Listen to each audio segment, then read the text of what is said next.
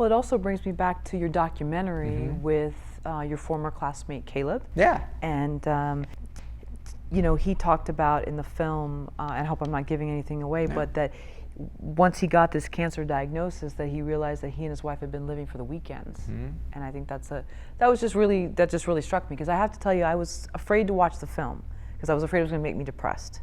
And so, but I did, and it was really an eye-opener, because it was really about them noticing their lives and realizing whether there's a cancer diagnosis or not, that time slips away, and what are we living for? Is it just to buy the next big toy? You know, I'm thrilled you saw it that way, because that's really the film I intended to make, so I'm excited you saw it that way. Yes, I really thought a lot about time with a few things about cancer, and that was one of the things that really struck me, especially now that I've even hit my mid-20s. You know, I'm 26, and for some people at my age, I've done a lot more, and some people a lot less.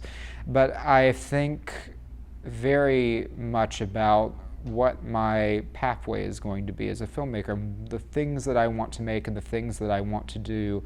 And when I had the opportunity to tell Caleb and Jada's story, it struck me that they too were thinking about that a lot, and that they were in this 9-to-5 job, that they were living this 9-to-5 life, they were newlyweds, and then this thing happens that completely changes the trajectory of their life. Stage 4 cancer, that could mean a diagnosis of death. What do you do with that? What do you do with your life? And if you live, how do you move forward from that and make modifications to the choices you make? You know, I had that experience when I was 13, when my dad died unexpectedly. But most people in their 20s, that's not when you're supposed to face death in the eye. You're supposed to be living your life and going to music festivals and going to clubs. You're supposed to be having fun, but not sitting down and facing reality. And I think that the moment that we all can face reality is the moment that we can really think about where we want our lives to go. And with a few things about cancer, I really wanted to do that. And I think too, losing a parent at an early age turns you into an old soul, you know, where you're more mature for your years. Did you see that turning point with the two of them?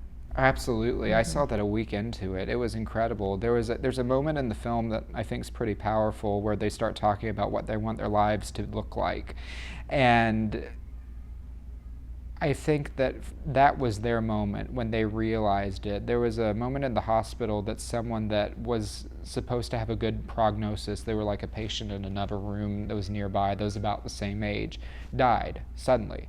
And they realized in that moment, you know, this isn't really a game, this is real. And that's not to say that it wasn't real for them before that moment, of course it was. But it was in that moment that they really got to see firsthand the fragility of life and how temporary it can be. And the moment that we all can acknowledge that is the moment that a lot of us can free ourselves from the confines of what we think is possible.